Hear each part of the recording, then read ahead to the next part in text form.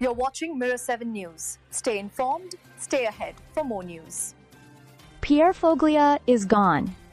He left us at the age of 84, quietly, with the same sort of grace and irreverence that had marked his long career. If you ever read his columns in La Presse, you already know Foglia wasn't just a writer. He was a voice, a tone, a presence. He brought a whole new rhythm to journalism in Quebec, and now, that voice has been silenced. His passing came after a difficult battle with Parkinson's. He chose to leave on his own terms, through medical aid in dying, surrounded by the people he loved. It was a farewell that felt like the ending to one of his columns. Tender, sharp, and with just the right amount of mischief. His final words? Soyez sages.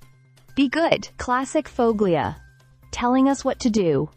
With a wink. Foglia wrote over 4,000 columns for La Presse, where he worked from 1972 until his retirement in 2015. But even after stepping away, the paper remained his home. He read it religiously, proud of the new generation of journalists and the evolution of the publication. In his final days, he was still thumbing through pages on a tablet, asking who won the latest stage of the Tour de France. Still curious, still connected. He was, above all else, a cyclist at heart. His stories often came from the saddle of his beloved Marinoni bike, rolling through the quiet countryside of the eastern townships. To him, writing and riding were nearly the same act.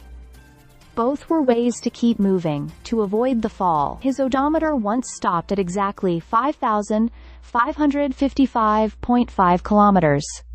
He took it off the bike right then.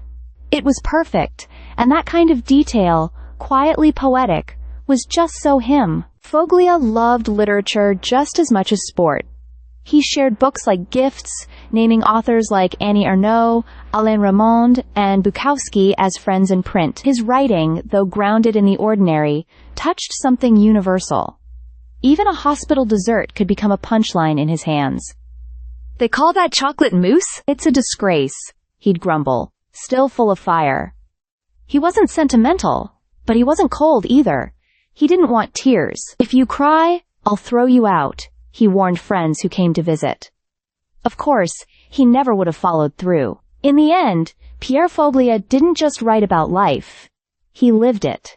With curiosity, humor, and fierce independence. And now that he's gone, all we can do is remember the ride. And try, just try, to be as wise as he told us to be. Stay subscribed for more videos.